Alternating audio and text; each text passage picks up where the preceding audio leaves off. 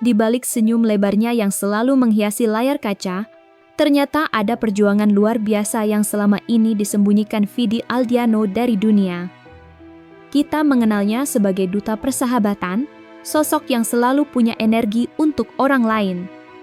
Namun, siapa sangka jika di balik itu semua, Vidi sedang mendaki gunung yang sangat terjal. Sebuah perjalanan melawan kanker ginjal stadium 4 yang ia ibaratkan seperti roller coaster tanpa rem. Hari ini, tabir itu terbuka. Kita akan mendengarkan kembali kejujuran Vidi yang paling dalam. Tentang bagaimana ia merasa hancur saat hasil medis tak sesuai ekspektasi, tentang pengakuan beraninya bahwa mentalnya sempat kena akibat tekanan penyakit yang tak berujung, hingga sebuah keputusan paling sulit dan memilukan dalam hidupnya, yakni menghentikan kemoterapi demi menjaga kualitas hidup di sisa waktunya. Inilah 5 curhatan hati paling mendalam dari Vidi Aldiano.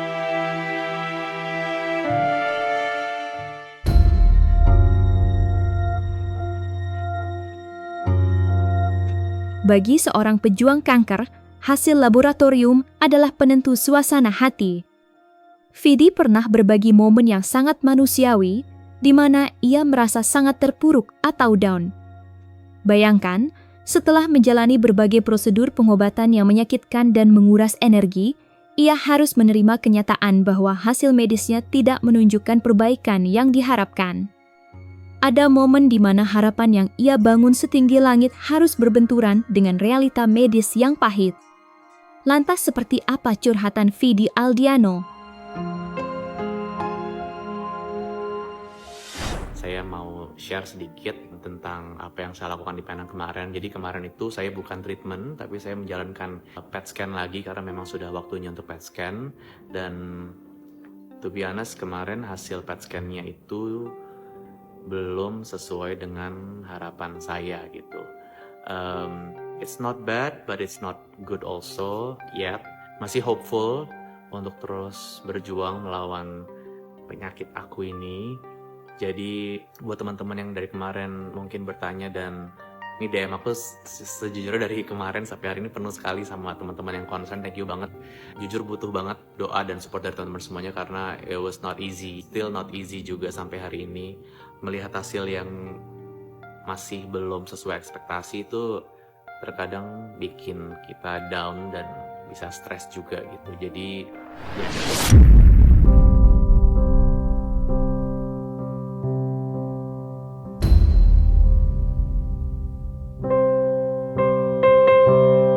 Vidi adalah salah satu pesohor yang sangat berani mengakui bahwa musuh terbesarnya bukan hanya sel kanker, melainkan kondisi mentalnya sendiri. Ia secara terbuka mengungkapkan bahwa mentalnya seringkali kena atau terguncang hebat. Tekanan untuk terlihat baik-baik saja, ditambah rasa cemas akan masa depan yang tidak pasti, menimbulkan kelelahan emosional yang luar biasa. Baginya, rasa takut itu nyata. Ada malam-malam di mana ia harus bergelut dengan pikiran negatif dan kecemasan yang menghimpit, membuktikan bahwa perjuangan melawan penyakit kronis adalah peperangan fisik dan batin yang terjadi secara bersamaan setiap harinya. Aktivitas kemarin tuh agak mengingatkan gue betapa lumayan panjangnya proses gue masih harus terus berjuang sampai hari ini demi mendapatkan kata sehat yang sempurna. Dan sempat kena mental sebenarnya kemarin, dimana gue ngerasa kayak sampai kapan ya ini ya perjalanan journey gue dalam mencari sehat ini, apakah akan selamanya seperti ini, apakah akan menemukan kata sehat. Dan jujur awal-awal di sini juga kemarin banyak mikir dan banyak overthinking juga, tapi at the end of the day gue sadar bahwa pola pikir seperti itu kayaknya nggak akan bikin gue tambah sehat, satu yang ada malah bikin gue tambah sedih dan tambah takut. Jadi dari kemarin sebenarnya selain detox badan, gue belajar lagi untuk kembali mendetoks pikiran gue dan mindset gue, gimana caranya supaya gue merubah goals gue di sini bukan semata-mata untuk sehatnya, tapi kayak ini sebuah cara gue untuk bersyukur dan berterima kasih sama badan gue yang selama ini udah berjuang secara luar biasa banget. Jadi gue ke Thailand ini sebenarnya lebih pingin untuk bisa bikin badan gue ini lebih ngerasa sehat, dan I'm so grateful for this body yang udah luar biasa banget. menemani gue di perjalanan gue ya belum tahu sampai kapan ini.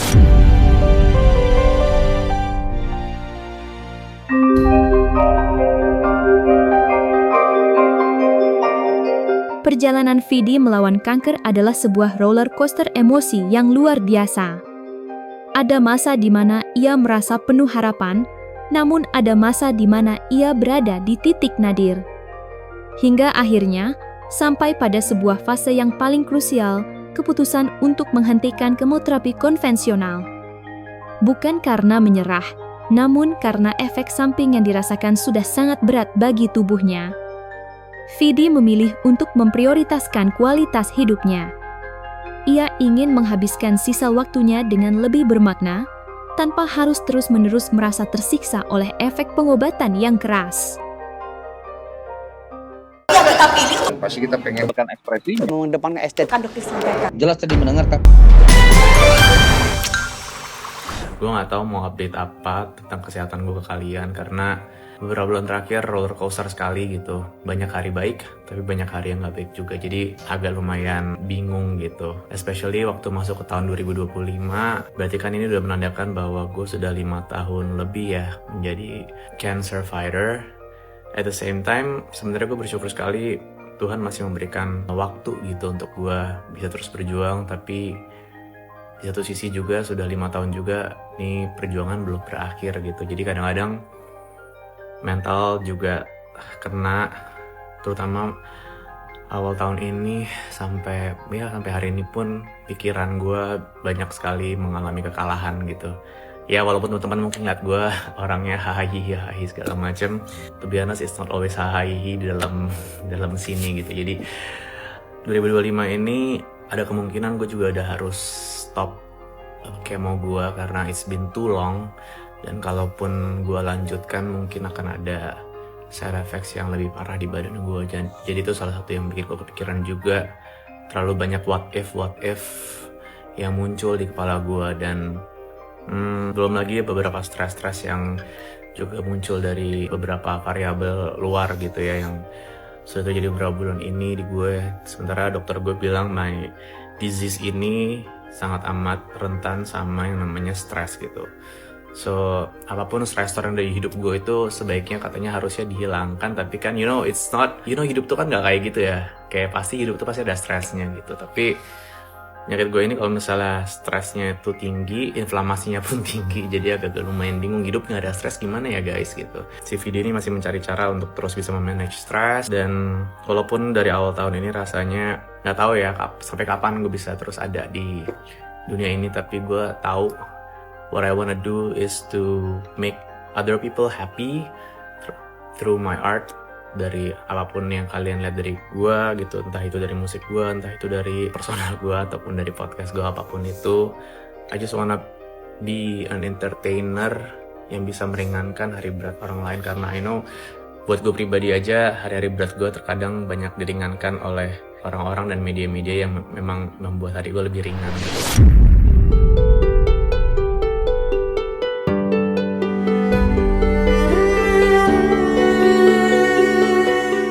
Banyak orang yang bertanya-tanya, mengapa dalam kondisi sakit Vidi masih begitu aktif bekerja dan menghibur kita semua? Jawabannya sungguh mengharukan. Vidi mengaku bahwa bekerja adalah bentuk stress healing baginya. Dunia hiburan, sorot lampu panggung, dan interaksi dengan banyak orang adalah tempat di mana ia merasa hidup kembali. Saat bekerja, fokusnya teralihkan dari rasa sakit yang ia rasakan di tubuhnya. Ya, ini juga banyak banget dari kemarin yang concern sama aktivitas gua sebenarnya.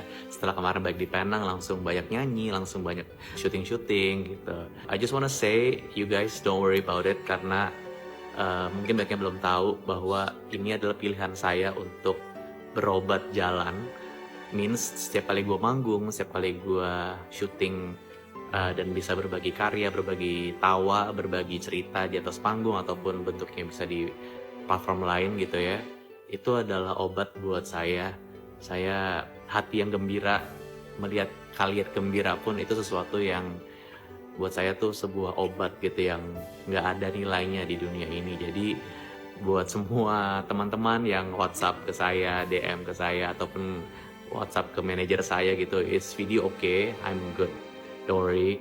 Aku semua kerjaan-kerjaan yang aku ambil ini memang aku pilih yang memang sparks joy gitu di hidup gue. Ini kegiatan yang menurut aku therapeutic gitu loh.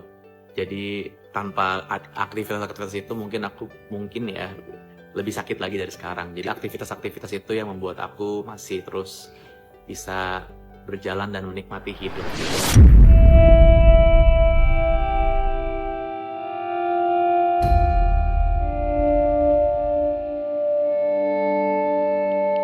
Di tengah jadwal rumah sakit yang seolah tanpa henti, Vidi menemukan obat yang tidak dijual di apotek manapun, yaitu cinta dari keluarga dan istrinya, Sheila Dara.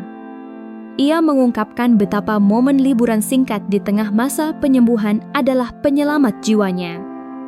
Bisa menghirup udara segar, melihat pemandangan baru, dan tertawa lepas tanpa memikirkan jarum suntik memberikan kekuatan tambahan bagi Vidi. Baginya, momen-momen itu bukan sekedar jalan-jalan, melainkan cara ia mengisi kembali tangki semangatnya yang sudah hampir habis agar tetap bisa bertahan dalam proses penyembuhan yang panjang. Pasti kita pengen kan ekspresinya. Mengedepankan estetika. Jelas tadi mendengar Kak. 3 minggu kemarin sama Sheila dan keluarga gue, dan jujur kemarin 3 minggu di situ, I don't know ya, mungkin karena gue happy banget juga, dan mungkin ada Sheila juga di situ, spend time sama dia tiap hari, dan juga mungkin karena air quality-nya di sana semuanya bagus banget. Gila, air quality di sana semua negara yang gue kunjungi semuanya kayak di antara 20-40 doang. Jadi gue ngerasa healthy banget di situ, dan 3 minggu kemarin bener-bener nggak ada rasa sakit, nggak ada nyeri, nggak ada apapun. I'm so healthy gitu rasanya. Jadi ya bersyukur banget.